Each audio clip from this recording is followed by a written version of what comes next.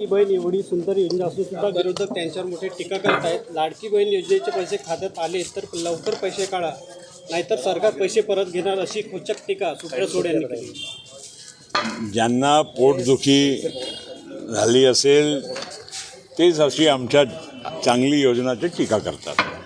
लाडकी बहीण योजना कायमस्वरूपी योजना आहे। ते आम्ही येणाऱ्या काळामध्ये हे यशस्वी करून दाखवू, ही आमची खात्री आहे, आमचा वादा आहे, अजितदादांचा वादा आहे। मी एवढंच म्हणेल की जे काही योजना लोकांना दिली आहे ते चांगली योजना आहे। फक्त आमच्या लाडकी बहीणच नव्हे, शेतकऱ्यांच्यासाठी योजना आहे, तरुणांच्यासाठी, आमच्या लाडका भावांच्यासाठी योजना आहे आणि एकंदर महाराष्ट्राचा समतोल विकास झाला पाहिजे यासाठी सुद्धा मागच्या बजेटमध्ये बिलकुल त्याच्यामध्ये काळजी घेतली गेली आहे। मला आमच्या विरोधकांना एवढंच म्हणायचं आहे की ठीक आहे, टीका करणं हे तुमचं काम आहे, पण महाराष्ट्राचा विकास झाला पाहिजे, महाराष्ट्राची वाटचालमध्ये सगळ्यांनी साथ दिला पाहिजे, ही अतिशय महत्त्वाची गोष्ट आहे। एका फायलीवरून मुख्यमंत्री आणि उपमुख्यमंत्री अजित पवार यांच्यामध्ये वाद झाल्याची माहिती काय सांगा? आता कॅबिनेटच्या आत काही घडलेली गोष्ट तुम्हाला आम्हाला कसा माहीत पडेल? हे काल्पनिक काही समाचार पण असू शकते।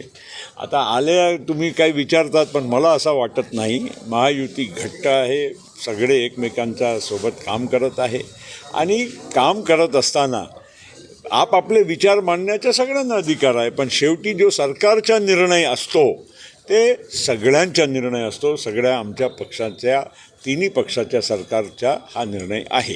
सर, आपके द्वारा आज संजय राऊत यांनी टीका केली की अजित पवार हे राजकारणामध्ये फिट नाही, अनफिट आहेत। सकाळी 9:30च्या भोंग्याला मी उत्तर देत नाही। सर, संजय राऊत म्हणतात की हे सरकार आहे, 3 तोड्यांची गँग अंडरवर्ल्डची एकत्र सत्ता आहे असे म्हणतात संजय राऊत, अंडरवर्ल्ड म्हणतात। सकाळच्या 9:30च्या भोंग्याला उत्तर द्यायचं नाही।